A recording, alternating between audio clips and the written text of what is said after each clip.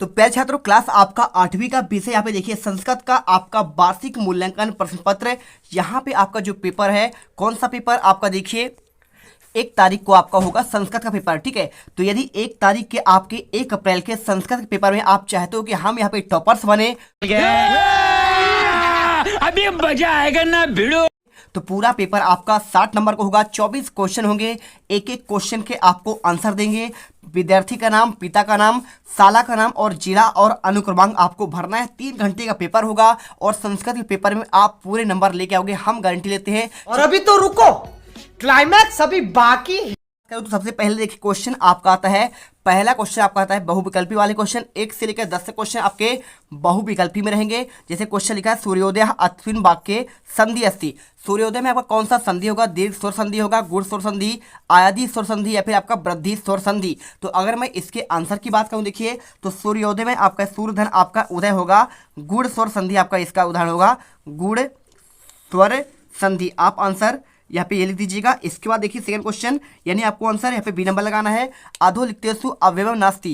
इनमें से कौन सा आपका अवयव नहीं है? सर्वत्र आपका अवयव है, यदा भी आपका अवयव है, तदा भी है, लेकिन आपका बाला आपका अवयव नहीं है। तो आपको आंसर यहाँ पे उत्तर में आपको बाला लिखना है। और तीसरा क्वेश्चन, लिखित्वा अस्मिन् पदे प्रत्यय अस्ति। तो लिखित्वा में आपका कौन सा प्रत्यय है? लेफ है, तुमुन है, केत्वतु है या फिर केत्वा है। तो देखिए लिख धन आपका त्वा होगा, तो आपको यहाँ पे क्या होगा? आपको तो प्रत्यय आपको यहाँ पे आंसर कर देना है। आपको आंसर इसमें तो करना है। ठीक है, चलिए इसके बाद आपका यहाँ पे नेक्स्ट क्वेश्चन आता है। देखिए यहाँ पे चैनल को सब्सक्राइब करो पहले, हाँ जल्दी करो। मुझे पता है कि आप लोग नहीं करते हो, वीडियो देखते हो लेकिन सब्सक्राइब नहीं करते। ये लाल कलर का बटन नहीं, इसे दबाओ, जल्दी दबाओ, जल्दी दबाओ, फिर मैं शुरू करूँ। दबा दो जल्दी, दबा दिया, घंटी में दबा देना। ठीक है, प्रचार अस्मिन् पदे उपसर्गा। तो प्रचार में आपका कौन सा आपका उपसर्ग होगा? तो प्रधन आचार्य होगा। ठीक है, तो प्रा नहीं होगा, आपका प्रा होगा। ठीक है, तो आंसर आपका पे प्रा करना है। और इसके बाद बहुत सारे बच्चे प्रा कर देंगे, प्रा नहीं है, ना तो आंग है ना तो परी है। और इसके बाद देखिए 16 को आपको संस्कृत में क्या लिखेंगे? तो अगर मैं इसके आंसर की बात करूँ तो 16 को संस्कृत में आपका पे षोडशः लिखेंगे। द्वादश यानी 12 होता है, पंचदश यानी आपका 15 होता है, चतुर्दश यानी आपका 14 होता है। आपको पे आंसर कर देना है षोडशः। ठीक है, चलिए इसके बाद क्वेश्चन, संप्रदान कारक का विभक्ति कौन सा होगा? तो संप्रदान कारक का प्रथमा होगा, द्वितीय होगा, तृतीय या फिर आपका चतुर्थी। तो अगर मैं इसके आंसर की बात करूं, देखिए संप्रदान कारक में आपका यहाँ पे चतुर्थी होता है, तो आंसर आपको यहाँ पे चतुर्थी आपको यहाँ पे लगा देना है। और इसके बाद क्वेश्चन देखिए यहाँ पे, पठति इतस्मिन् पदे लकारा अस्ति। पठति में कौन सा लकार है? लोट लकार, लंगकार, लंगलकार या फिर आपका लिट लकार। तो अगर मैं इसके आंसर की बात करूँ तो देखिए पठति में आपका यहाँ पे जो है आपका इसमें लट लकार होगा। तो आंसर आप यहाँ पे लट लकार यानी आपको वर्तमान काल करना है, और लिट यानी आपका भविष्य काल होता है, लोट यानी आपका होता है चाहिए अर्थ में, लंग यानी आपका होता है भूतकाल। और अश्वः क्या होगा? अश्वः देखिए धावता होगा, धावंती होगा या धावती होगा या धावसी। देखिए अश्वः जो आपका लिखा है ना यहाँ पे, तो इसका आंसर देखिए जो आपका बहुवचन जब आपका होता है तो यहाँ पे आपका धावंती होता है, बहुवचन के साथ आपका अंति लगाता है। और इस बार स्वगतम का आपको संधि विच्छेद करना है, तो सुधन आपका आगतम होगा। तो सुधन आगतम कहाँ पे? आपको बी नंबर पर है। स्वधन आगतम नहीं होगा, स्वधन आगतम नहीं होगा, तो आंसर सुधन आगतम कर देना है। चलिए अब इसके बाद क्वेश्चन देखिए यहाँ पे, पंचमी विभक्ति में आपको कौन सा रूप आएगा? वृक्षात होगा, वृक्षस्य होगा, वृक्षम होगा। देखिए वृक्षम आपको द्वितीय में होता है, वृक्षा आपका चतुर्थी में होता है, और वृक्षास आपका पे देखिए यहाँ पे आपका षष्ठी में होता है, और आपका पे वृक्षात होता है पंचमी में। तो आंसर आपका पे वृक्षात कर देना है। ठीक है, वंछात यानी अपादान कारक में यूज होता है। और क्वेश्चन देखिए आपका 11 से लेकर 20 तक क्वेश्चन, यहाँ पे आपको 100 पाठ पुस्तक से आपको श्लोक लिखना है। तो श्लोक आपका बहुत ही सिंपल है, आपके जो पार्ट में लिखा होगा विद्यादाति विनियम वाला, तो आप चाहो तो जो आपको अच्छा लगे आप कर लीजिएगा। क्लास 8 में अगर बात करूं तो देखिए अगर मैं इसके आंसर की बात करूं तो मनसा वच सत्यम स्मरणीयम, वचसा सत्यम वदनीयम, लोकहितम मम करणीयम, लोकहितम मम करणीयम। ठीक है, न भोग भवने रमणीयम, न च सुखसैने सैनियम, अहर्निशम जागरणीयम, लोकहितम मम करणीयम। तो आप चाहो तो ये वाला लिख दो या फिर आप ये वाला, यहाँ पे जो आपको अच्छा लगे आप यहाँ पे कर सकते हैं। और इसके बाद देखिए संधि करना है, तो सत धन आपका जन का हो जाएगा सज्जना होगा, और देवधन इंद्रा का आपका हो जाएगा देवेंद्रा होगा, और जगत धन आपका इसका होगा जगदीश होगा। तो आप अच्छे से यहाँ पे वीडियो को दिल से लाइक कर दो, क्योंकि हम आपके लिए बहुत मेहनत करते हैं। और इसके बाद क्वेश्चन देखिए 13वां, अधोलिखिता नाम अव्यय पद प्रयोग करके इसका वाक्य में निर्माण करना है। तो अगर मैं इसके आंसर कर दूं माता चा पिता चा, देखिए आपको पे अव्यय करना है, माता चा पिता चा आपका पहला हो जाएगा, चा का आपका उपयोग कर दिया मैंने। अपी में देखिए सीता अपी रामेण सह वनम गच्छति। इसका मतलब हुआ सीता राम के साथ यहाँ पे वन को गई थी, और एब यानी होता है ही, तो राम ग्रह एब आगंतुम, राम अवश्य घर आएगा। और इसके बाद यहाँ पे देखिए उपसर्ग को आपको पृथक करना है। तो देखिए बी धन जय आपका उपसर्ग आपका यहाँ पे बी है और जय आपका यहाँ पे शब्द हो जाएगा और आ और रोहणम, रोहणम देखिए आपको इसमें शब्द हो जाएगा। तो आप आंसर ये कर दीजिए। इसके बाद सुधन योग्य, तो सु कर दीजिए, इसमें आपका यहाँ पे प्रत्यय होगा और योग्य आपका यहाँ पे आपका शब्द हो जाएगा। इसके बाद आपको इस पे देखिए संख्या को आरोही क्रम में आपको लिखना है, यानी आपको बढ़ते क्रम में। तो अगर मैं बात करूं तो आपका सबसे पहले आपका देखिए एकादश आएगा यानी 11। इसके बाद आपका यहाँ पे द्वादश तो आपका है नहीं, त्रयोदश आपका है नहीं, चतुर्दश भी नहीं है, पंचदश है। तो आप यहाँ पे आंसर पंचदश कर दीजिए और पंचदश के बाद देखिए पंचदश के बाद आपका षोडश है, यानी आपका षोडश यानी 16 होता है और षोडश के बाद आपका यहाँ पे सप्तदश लिखा है तो सप्तदश हो जाएगा और सप्तदश के बाद आपका यहाँ पे अष्टादश, आप यहाँ पे अष्टादश कर दीजिएगा। इसके बाद आपका पे देखिए आपका 9-10 लिखा हुआ है तो आप यहाँ पे 9-10 कर दीजिएगा, 9-10 आपका पे आंसर होगा।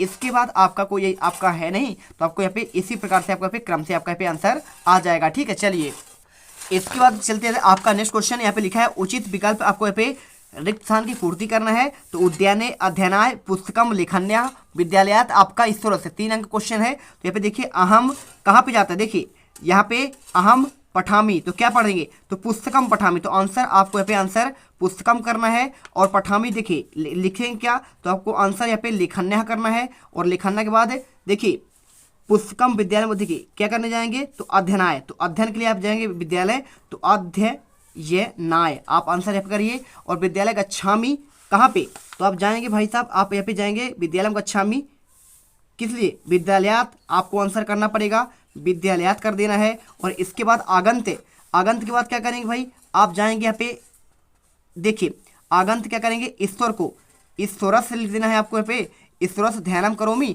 और सायकाले उद्यान आपको भ्रमण में जाना है तो आप यहाँ पे उद्याने आंसर कर देंगे।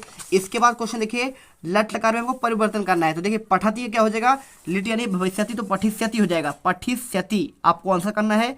और क्रीडति को हो जाएगा क्रीडस्यति हो जाएगा, क्रीडस्यति। और इसके बाद खादति को हो जाएगा खादस्यति और यहाँ पे भवती का हो जाएगा भविष्यति हो जाएगा, ये आपका सभी आपको भविष्य काल में हो गया। और बदंती को होगा बदस्यति, ठीक है। और इसके बाद करोति को हो जाएगा करोस्यति, आपको यहाँ पे आंसर ये हो जाएगा। और देखिए यहाँ पे योज लिखा है आपको यहाँ पे बताना है कौन सा प्रत्यय होगा। तो पठत्व देखिए पठ धन कृत्व लिखा है तो आपको आंसर पठित्व हो जाएगा। और इसका आपका हो जाएगा लिखित्वा हो जाएगा, ठीक है, लिखित्वा। और प्रदाय लेप आपका लिखा है तो देखिए प्रदाय आपका हो जाएगा, ठीक है। लेप आपका प्रत्यय या में होता है। और आगम धन लेप लिखो तो आपको आगम कर देना है। और इसके बाद देखिए भूधन तो होगा आपका भूत्व हो जाएगा। और आपका बी धन लिख धन लेप तो आपको बिलिख हो जाएगा, लिख्य आपको आंसर ये करना है। और इसके बाद देखिए यहाँ पे आपको इसमें लिखा है यहाँ पे आपको एक गद्यांश को पढ़ना है और उत्तर लिखना है। तो उत्तर कैसे करेंगे, यहाँ पे लोकमान्य बाल गंगाधर तिलक हैं, देशभक्त थे। तो लोकमान्य बाल गंगाधर तिलक कहा आसीत तो महान देशभक्त आसीत। तो कहा की जगह में आपको लिख देना है महान देशभक्त आसीत, ठीक है। आप आंसर यहाँ पे ये कर दीजिए। और लोकमान्य तिलक का जन्म कदा अवध, तो इनका जन्म कब हुआ था तो देखिए आपको भी लिखना है 1856 ख्रीस्ताब्दी। तो 1856 ख्रीस्ताब्दी आपको आंसर करना है, ख्रीस्ताब्दी। और इसके बाद देखिए तिलक से जनका की दशासीत, तो देखिए उनके आपको जो जनका थे कुशल शिक्षिका आपको लिख देना है, क्या लिख देना है कुशल शिक्षिका, आपको यहाँ पे आंसर करना है। और इसके बाद देखिए यहाँ पे आपको लिखना है यहाँ पे पद्यांश को पढ़कर आपको एक वाक्य में उत्तर देना है। तो कीदृशा पिता बैरी अस्ति, तो देखिए माता शत्रु पिता बैरी लिखना है आपको यहाँ पे, क्या लिखना है कि जैसे जगह में माता शत्रु और पिता, बाकी आपको सेम से लिखना है पिता बैरी अस्ति आपको करना है। हंस मध्य काना सोपते, तो हंस मध्य देखिए क्या है आपको पे कहने सोपते बको यथा, तो आंसर कहा की जगह में आपको पे बको यथा कर देना है। और इसके बाद देखिए येन बाली न पट्टी साह कुत्र न सोपते, जिनका बालक को आपको पिताजी नहीं पढ़ाते हैं तो क्या नहीं सोचता है। तो देखिए हंस मध्य आपको लिखना है येन बालू ना पठिता, तो आपको आंसर करना है येन बालू ना पठता साह, ठीक है। तो साह के जब आपको पिता, ठीक है, आपको लिख देना है येन बालू कर देना, येन बालू ना पठता माता शत्रु पिता वैरी, आपको सभी आपको लिखना पड़ेगा माता शत्रु पिता वैरी आपको कर देना है। और इसके बाद देखिए आपको पे लास्ट आता है, आपको इसमें पूरा करना है। देखिए आपको सबसे पहले पे लिखना है सेवायाम, तो आप लिख दीजिएगा सेवायाम करना है यहाँ पे। और इसके बाद अवकाशार्थम और आवेदन पत्रम लिखें, आवेदन पत्रम, ठीक है। और इसके बाद अहम अष्टम कक्षायाम पठामी अद्य मम गृहे, यहाँ पे देखिए इसके बाद आपको लिखना है यहाँ पे मम गृहे आयोजनम अस्ति, ठीक है। तो आपको आंसर यहाँ पे आयोजनम कर देना है पहले वाले में। और इसके बाद अतः अहम विद्यालयम आगंतु न शक्नोमि कृपया, देखिए कितने दिन के लिए छुट्टी मांग रहा है, एक दिवसस्य, तो आपको आंसर एक दिवसस्य ये कर देना है। और इसके बाद भवताम शिष्य कर देना है, पे शिष्य,